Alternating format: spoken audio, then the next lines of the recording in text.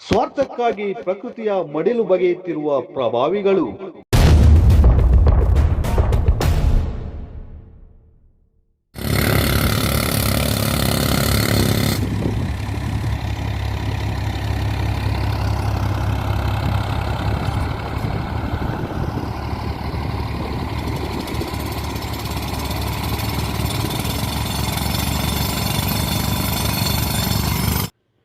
ಬಂಡೆ ಒಡೆಯಲು ಕಾನೂನುಬಾಹಿರವಾಗಿ ಸ್ಫೋಟಕಗಳ ಬಳಕೆ.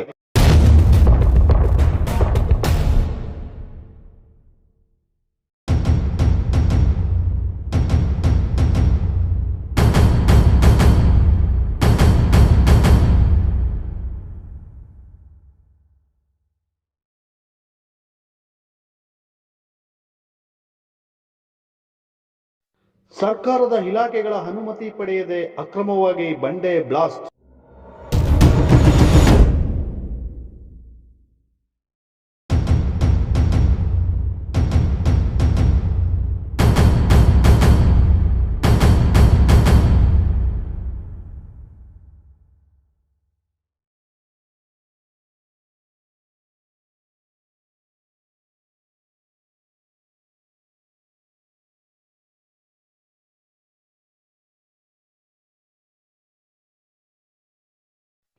ಸ್ಫೋಟಕದಿಂದ ಪರಿಸರ ಹಾಗೂ ವನ್ಯಜೀವಿಗಳ ಸಂಕುಲದ ಮೇಲೆ ದುಷ್ಪರಿಣಾಮ.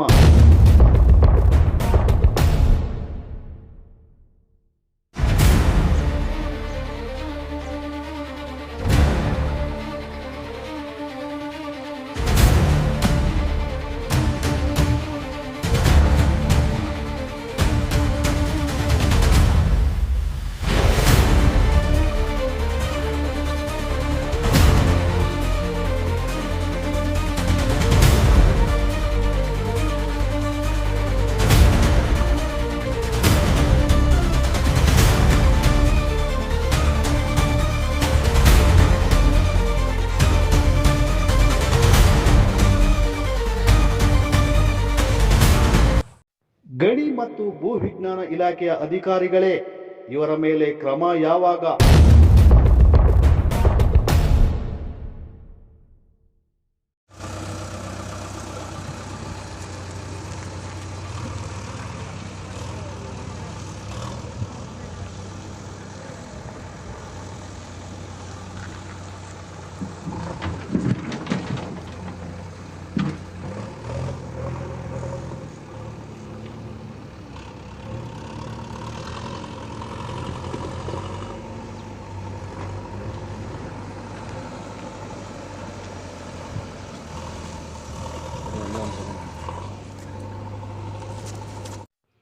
ಕೂಡಲೇ ಸ್ಫೋಟಕ ವಸ್ತುಗಳ ಕಾಯ್ದೆ ಅಡಿಯಲ್ಲಿ ಕ್ರಮ ಕೈಗೊಳ್ಳಲು ತನಿಖೆ ನಡೆಸಿ.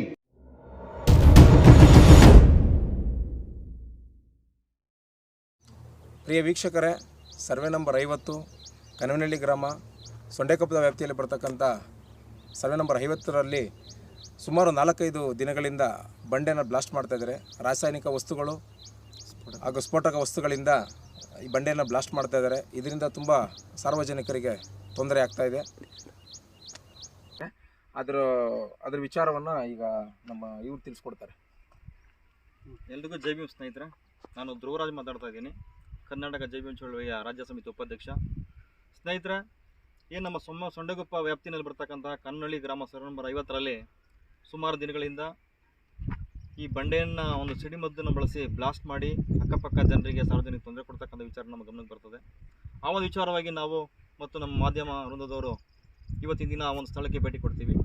ಭೇಟಿಯ ಸಂದರ್ಭದಲ್ಲಿ ಇಲ್ಲಿರ್ತಕ್ಕಂಥ ಮಾಲೀಕರಾಗಲಿ, ಇಲ್ಲ ಅವ್ರ ಕಡೆಯಿಂದ ಕೆಲಸ ಮಾಡ್ತಕ್ಕಂಥ ಕೆಲವರು ಕೆಲಸಗಾರ ಇರ್ತಾರೆ. ಇಲ್ಲಿ JCPಯನ್ನು ಬಳಸಿ ಮತ್ತು ಟ್ರ್ಯಾಕ್ಟರ್ಗಳನ್ನ ಬಳಸಿ ಹಾಗೂ ಒಂದು ಸಿಡಿಮದ್ದನ್ನು ಬಳಸಿ ಆ ಬಂಡೆಗಳನ್ನು ಬ್ಲಾಸ್ಟ್ ಮಾಡ್ತಕ್ಕಂತಹ ಎಲ್ಲ ಉಪಕರಣಗಳನ್ನ ಮಾಡಿಕೊಂಡು, ಈ ಕ್ಯಾಪ್ಗಳನ್ನೆಲ್ಲ ಮಾಡಿಕೊಂಡು ಇವರು ಈ ಒಂದು ಚಟುವಟಿಕೆ ಮಾಡ್ತಾ ಇರ್ತಾರೆ. ಆ್ಯಕ್ಚುಲಿ ಯಾವುದೇ ಒಬ್ಬ ರೈತ ಆಗಿರಲಿ, ಒಬ್ಬ ಬಿಸ್ನೆಸ್ ಮ್ಯಾನ್ ಆಗಿರಲಿ, ತನ್ನ ಜಮೀನನ್ನಾಗಲಿ ಬೇರೆ ಜಮೀನಾಗಲಿ ಒಂದು ಬಂಡೆಯನ್ನು ಹೊಡೆತಕ್ಕಂಥ ಆಕ್ಟಿವಿಟೀಸ್ ಮಾಡಬೇಕಂತಂದರೆ ಮಾನ್ಯ ಜಿಲ್ಲಾಧಿಕಾರಿಯಿಂದ, ಮಾನ್ಯ ಗಣಿ ಮತ್ತು ಭೂವಿಜ್ಞಾನ ಇಲಾಖೆಯಿಂದ ಪರ್ಮಿಷನ್ ತೊಗೊಬೇಕು.